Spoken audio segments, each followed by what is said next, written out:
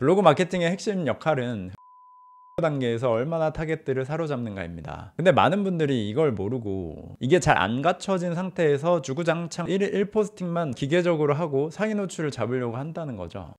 블로그를 어떻게 꾸미고 세팅하느냐에 따라 매출과 수익은 극명하게 갈립니다. 단순히 키워드 뽑아서 상위 노출을 하고 글쓰기 스킬을 익혀서 1일 1포스팅만 꾸준히 하는 건 그냥 시간 낭비, 에너지 낭비하는 겁니다. 성실함과 꾸준함도 방향을 잡고 나서야 의미가 있는 거죠. 블로그 글 쓰는데 시간 진짜 많이 걸리는데 다른 방향으로 힘쓰고 있으면 그것만큼 안타까운 건 없죠. 블로그를 운영해서 우리가 얻으려는 원하는 결과가 뭔가요? 결국 수익화잖아요. 그럼 우리가 블로그로 수익화가 매출이 잘 나올 수 있는 그런 제품 서비스를 가지고 있는지를 점검해 봐야죠. 제가 항상 말씀드린 것이지만 블로그를 하는 분들은 개인과 사업자 이렇게 크게 두 부류로 나눌 수 있습니다. 개인이 수익화를 하는 방법은 대표적으로 체험단, 협찬, 원고료 등이 있지만 사실 거기에는 한계가 있습니다. 그래서 결국에는 블로그를 활용한 마케팅 방법을 알아야만 그 이상의 수익화를 할 수 있죠. 그럼 모든 분들이 다 블로그를 운영해야 할까요?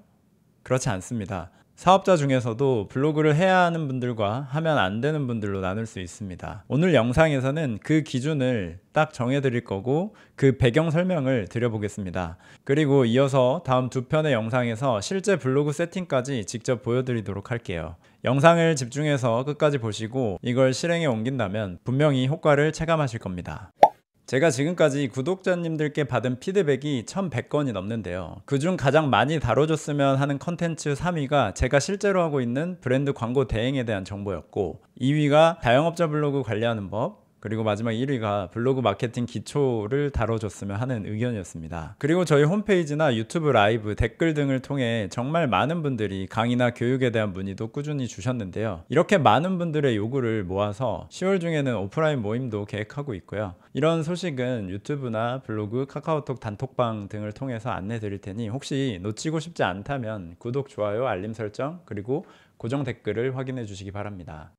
블로그 운영 기초적인 내용은 제가 그동안 올려드린 영상들도 많고 다른 유튜버분들이나 블로거분들이 자세히 설명을 해주신 것들이 많아서 좀 찾아보시면 어느 정도 해소가 될 것 같은데요. 근데 사업자나 자영업자분들에게 좀 더 구체적인 팁들은 생각보다 정리된 내용이 없더라고요. 그래서 오늘부터 총 3부에 걸쳐서 사업자분들의 블로그 꾸미기 세팅법에 대해 컨텐츠를 제작해 보려고 합니다. 오늘은 그 첫 번째로 블로그를 꾸미거나 세팅할 때 꼭 알아야 할 배경 설명을 말씀드리려고 합니다. 그리고 이어서 다음 두 편에서 실제 세팅하는 방법을 공유를 해 드릴게요. 사업자 중에서 브랜드 블로그를 운영해야 하는 업종은 딱 정할 수 있습니다. 학원, 인테리어, 부동산, 필라테스, PT샵, 사무실 청소, 각종 설비나 설치 업체, 기업 투자를 위한 스타트업이나 IT 회사들, 그리고 어플 관련 회사, 건설사, 그리고 전문직, 병원, 의원 등이 있습니다. 이 외에도 좀 더 있을 수 있지만 거의 대부분은 여기에 다 포함되지 않을까 싶은데요. 그럼 이 업종들은 어떤 기준으로 정한 걸까요? 그냥 제 머리에서 나온 걸까요? 아니겠죠. 음식점이나 빵집을 해도 사장님이 우리 음식 소개를 하려고 브랜드 블로그를 운영할 수 있잖아요. 근데 왜 딱 잘라서 저 업종들만 하라고 할까요? 그 기준은 내 타겟입니다. 내 제품이나 서비스를 구매할 타겟이 우리 블로그에 들어와서 글과 내용을 보느냐 안 보느냐에서 출발합니다. 아마 대부분의 대표님들이 이러한 접근보다는 그냥 비슷한 업종의 다른 대표님들이 다들 이렇게 하고 있으니까 그래서 당위적으로 받아들이고 그냥 하고 계시는 분들이 많을 텐데요. 근데 그렇게 아무것도 모르고 무작정 그냥 하기만 하면 아무리 1일 1포스팅을 하고 글쓰기 실력을 갈고 닦고 키워드를 잡아보려 해도 실제 문의와 계약으로 이어지지 못하는 거죠. 우리는 단순히 좋은 정보를 온라인에 공급하기 위해서 블로그에 글을 쓰는 게 아닙니다. 내가 파는 상품이나 서비스를 구매하도록 유도하는 것이 가장 큰 목적이죠. 그래서 이걸 위한 세팅이 블로그에 되어 있어야 하죠. 그 다음에서야 상위 노출과 정보 제공 포스팅들이 의미가 있는 겁니다. 솔직히 우리가 사무실 청소 업체를 만약에 선정한다고 했을 때 블로그 글만 봐서 다른 곳들이랑 비교가 가능한가요? 다 그곳이 그곳처럼 보이잖아요.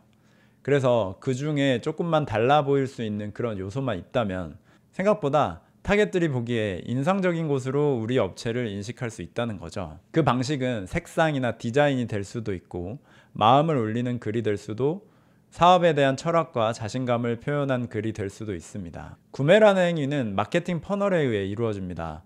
마케팅 퍼널은 마케팅에 조금만 관심이 있어도 정말 많이 들어보셨을 용어인데요.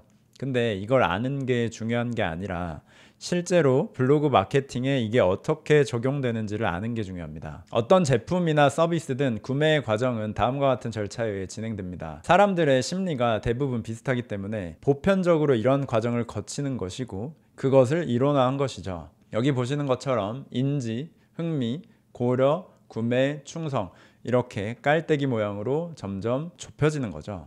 이 단계를 블로그 마케팅으로 바꾸면 이렇게 변경이 가능합니다. 맨 위에 상위 노출 포스팅 읽기, 블로그에 들어와서 다른 글 읽기, 업체 두세 곳을 선정해서 비교하기, 그리고 우리 업체로 확정하기, 다음번에 또 이용하거나 아니면 주변에 추천하기. 더 쉽게 구체적으로 예시를 들면 이렇습니다. 울산의 인테리어를 알아본다고 가정해 볼게요. 울산 30평 인테리어로 검색을 하겠죠? 그 중에서 괜찮아 보이는 블로그를 들어가서 여러 가지 글을 읽어볼 겁니다. 이렇게 두세 곳 정도 인테리어 업체를 골라서 문의 전화를 하고 직접 상담을 하겠죠. 이 과정에서 읽는 사람이 메리트를 느낄 만한 요소가 있다면 마음이 조금 더 우리 쪽으로 기운 상태에서 연락을 주고 상담이 진행되겠죠. 그렇게 상담 후 비교를 한 다음에도 마음의 1순위가 우리라면 우리랑 최종 계약을 하는 거죠. 그 다음에 그 경험이 좋으면 다음에 또 우리한테 다른 일이 있을 때 문의를 주거나 아니면 지인이 인테리어를 할 때 우리 업체를 적극적으로 추천해 줄 수가 있겠죠. 이러면 우리가 처음에는 이 단계가 힘들더라도 잘 쌓아만 놔도 가면 갈수록 설득이 쉬워진다는 겁니다. 계약도 쉽게 그리고 양도 늘어나겠죠. 그분들에게 제품이나 서비스를 만족도 높게 제공할 수 있는 그런 퀄리티만 유지한다면 점점 수익은 늘어날 겁니다. 또 다른 예시로 대전 임플란트 치과를 예시로 들면 다음과 같습니다. 대전 치과 임플란트로 검색을 먼저 하겠죠.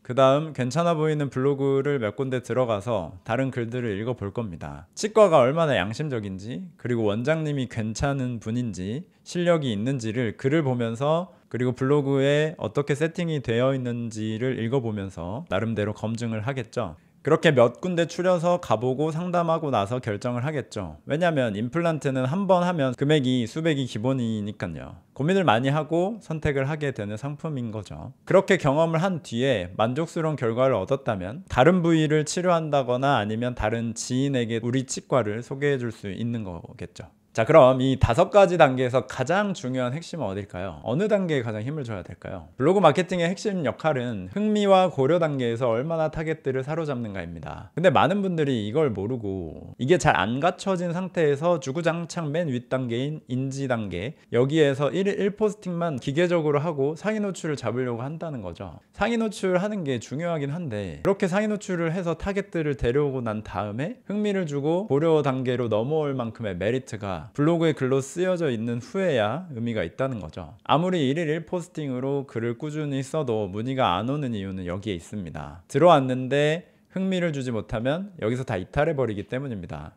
우리가 글을 쓰는 목적이 뭔지를 다시 한번 생각을 해봐야 됩니다. 그냥 정보 제공이 목적이 아니고 우리한테 문의를 주고 우리의 수익화, 계약으로 연결되는 게 제일 중요하잖아요. 유튜브도 마찬가지예요. 어떤 영상을 하나를 보고 이 채널에 흥미를 느껴 들어왔는데 내가 관심 없는 주제의 영상이 이 채널에 많이 쌓여 있으면 그냥 구독하지 않고 나가버리겠죠. 그래서 블로그 세팅을 할 때는 이러한 전체적인 기획이 된 상태에서 하는 게 중요합니다. 물론 이제 식기세척기 업체나 입주청소 이런 업종분들은 전화로 최대한 빨리 연결돼서 상담이 바로바로 진행되는 그런 시의성이 중요하기도 합니다. 그래서 이 업종들은 블로그 제목에 전화번호를 박아버리거나 눈에 잘 보이는 색깔로 번호를 표시해 놓기도 하죠. 업종에 따라 이렇게 약간씩 다르게 접근해야 되는 건 있지만 중요한 건 이렇게 문의를 오게 만들기까지 블로그를 어떻게 꾸미고 세팅하느냐는 사실입니다. 자, 그럼 지금까지의 내용을 머릿속에 잘 간직하신 다음 영상부터 실제로 저와 함께 블로그 세팅을 해보기로 하죠. 저는 유튜브에서 주로 제가 하고 있는 브랜드 블로그 광고 대행에 대한 정보를 다루고 있습니다.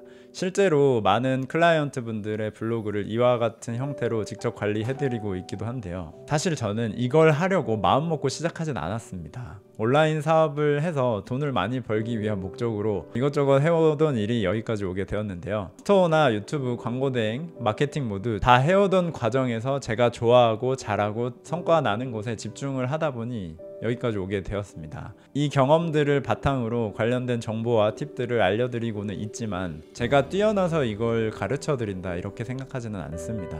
단지 제가 이걸 많이 해봤으니까, 그리고 그 결과 이게 좋더라 라는 제 경험을 이렇게 공유를 드리는 거고요. 실제로 제가 발행한 포스팅이 1000개는 넘을 것 같은데 그 다양한 업종 많은 시도를 해보고 성과 났다 싶은 것들만 추려서 지금 하는 것들을 정리해서 말씀드리는 거니까 그래도 제 영상들을 보고 따라 하시면 조금은 도움이 되실 수 있을 거예요. 오늘 영상이 도움이 되셨다면 구독과 좋아요, 알림 설정 해주시고요. 앞으로 2편의 영상에서 블로그 꾸미기 세팅법을 디테일하게 알려드리겠습니다. 잘 시청해주셔서 감사하고요. 오늘도 이기는 하루 되시기 바랍니다.